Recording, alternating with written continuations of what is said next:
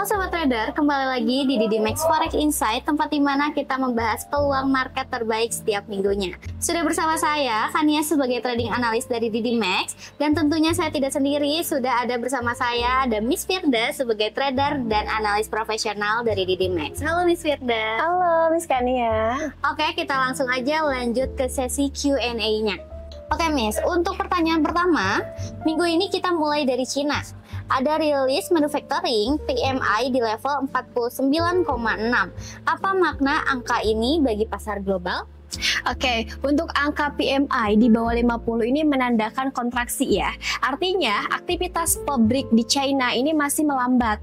Walau naik tipis dari 49,4 ke 49,6, pasar melihat perbaikan ini masih belum cukup untuk merubah sentimen atau mengangkat sentimennya ya. Jadi dampaknya, permintaan komoditas global ini berpotensi melemah dan mata uang komoditas seperti AUD ini bisa tetap tertekan. Jika bulan depan angka ini turun lagi, pasar bisa semakin khawatir pada prospek ekonomi China dan resiko global ini akan meningkat.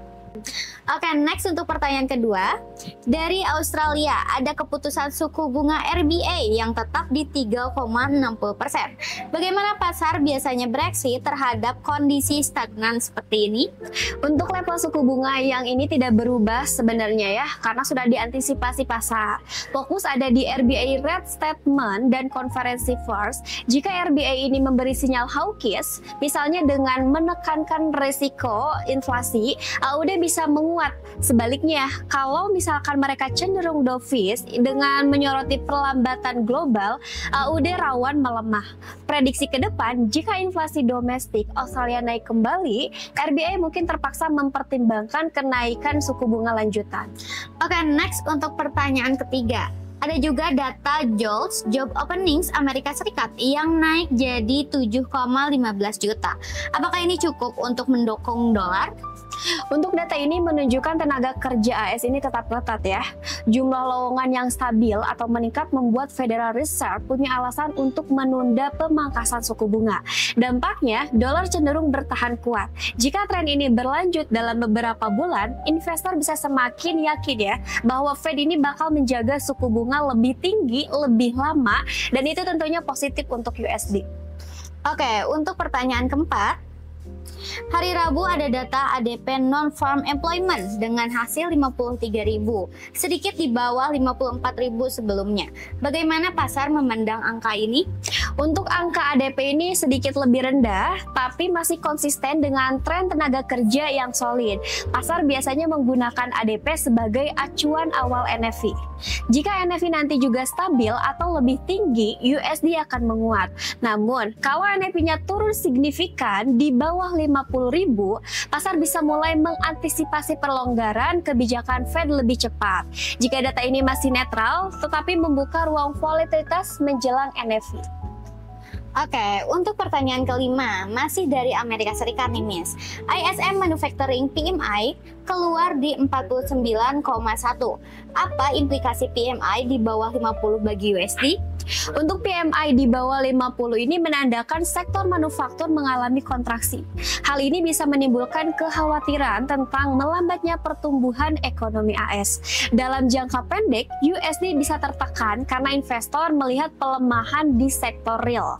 Tapi jika data tenaga kerja dan inflasinya tetap solid, pasar kemungkinan tidak terlalu panik ya. Prediksi kedepannya, kalau PMI bertahan di bawah 50 selama beberapa bulan, barulah investor melihat ini sebagai tanda resesi teknis di sektor manufaktur. Oke, next untuk pertanyaan ke-6, data Swiss juga muncul. CPI turun minus 0,2%. Apakah ini memberi sinyal khusus terhadap CHF?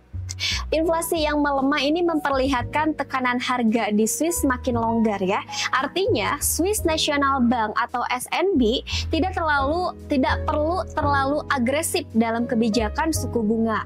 CHF bisa sedikit melemah apabila jika USD-nya sedang menguat karena data tenaga kerja. Namun jika deflasi berlanjut, investor bisa mulai melihat CHF kurang menarik sebagai safe haven dibanding USD.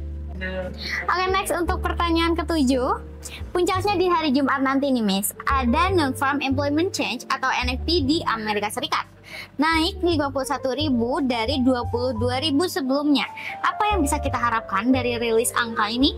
Oke, hari Jumat ini kita bakal rilis NFP ya.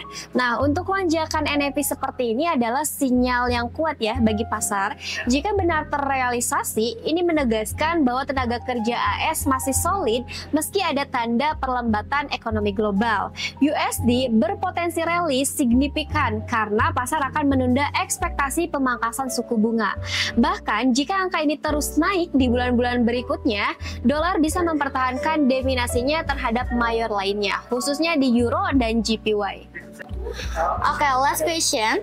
Employment rate Amerika Serikat tetap di 4,3% dan ISM Service PMI stabil di 52.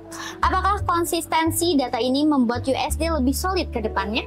Oke, untuk stabilitas dua indikator ini sangat penting ya.